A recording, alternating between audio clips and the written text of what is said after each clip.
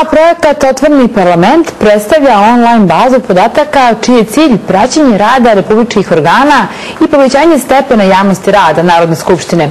Na sajtu se nalaze biografije poslanika kao i objedinjene arhive više od 150.000 govora poslanika sa svih skupštinskih sednica od 1997. godine pa do danas. Gost emisije Srbija online je gospodin Miran Antonijević, direktor Komiteta pravnika za ljudska prava. Dobar dan, dobrodošli. Dobro. Vi ste jedan od učesnika u ovom velikom projektu, ili tako? Jeste, da.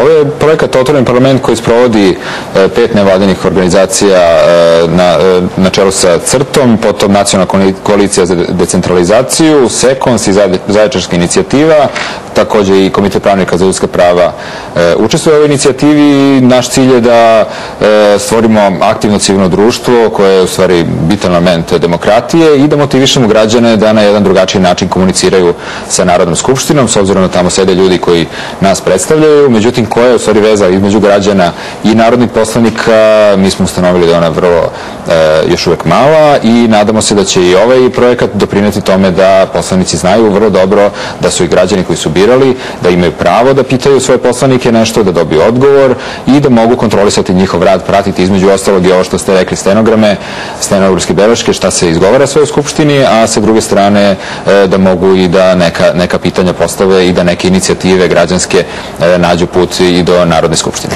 Dobro, ovaj portal je predstavljen pre skoro 6 meseci, tako? I za ovih 6 meseci koliko je bila posjećenost?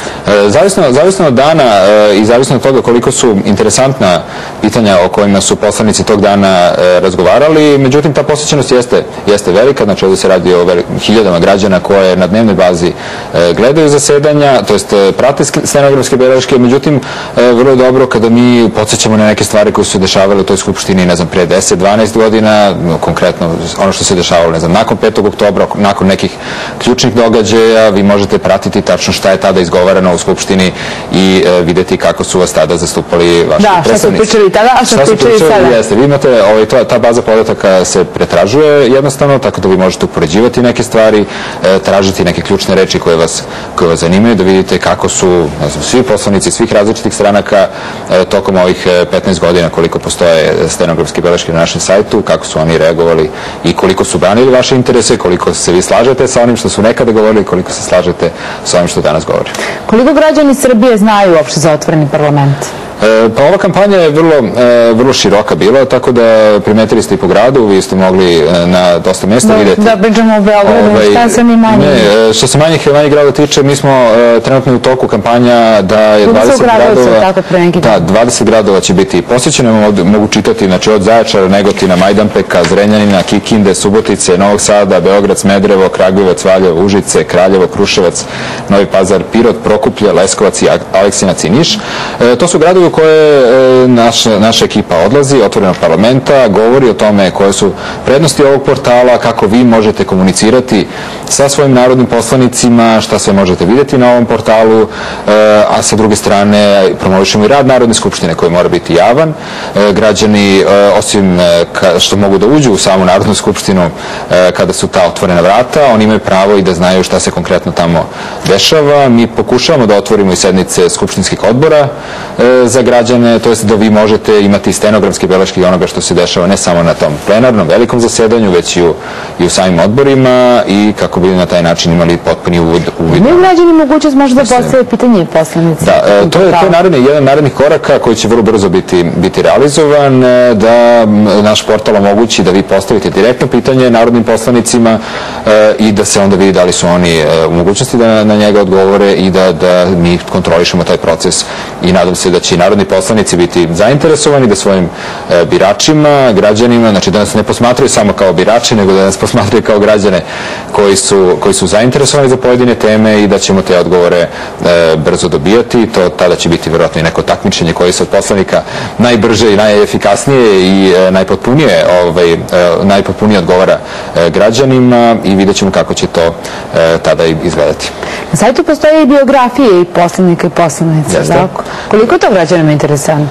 To je izuzetno interesantno, naročito sada, s obzirom da imate novi saziv parlamenta, pa se građani još uvijek upoznaju, ne znam, kada gledaju skupštinske prenose na televiziji, oni vrlo jednostavno mogu da odu da pogledaju ko im je ovo poručio.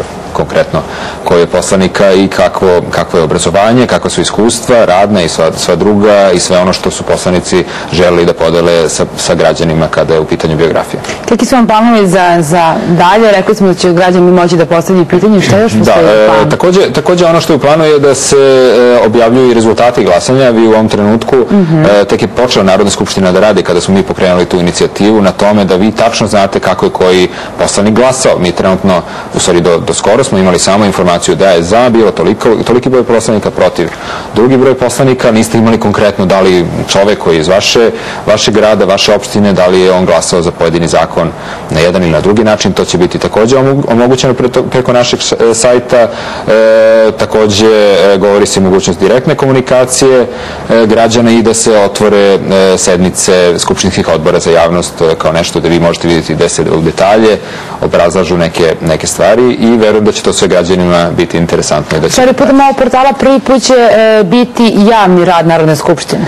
Jeste. Sama Skupština radi, naravno, web sajt Skupštine je veoma kvalitetan, mislim, s obzirom na druge institucije i vidimo tu određene napretke, ali veoma dobro da i građani, evo i mi, organizacije civilnog društva, imamo pojedine zahteve prema Narodnoj skupštini da oni, znači, usavršavaju svoj rad, a i da im mi u tome pomognemo da se u potpunosti otvore i da građani imaju potpuni uvid u njihov rad. To je dobro, veoma je dobro što su i takođe međunarodne organizacije zainteresovane da se o ovom pitanju raspravlja, tako da je i lista onih koji su podržali projekat od USAID-a preko Instituta za održive zajednice, Engleske ambasade, Nacionalne fondacije za demokratiju.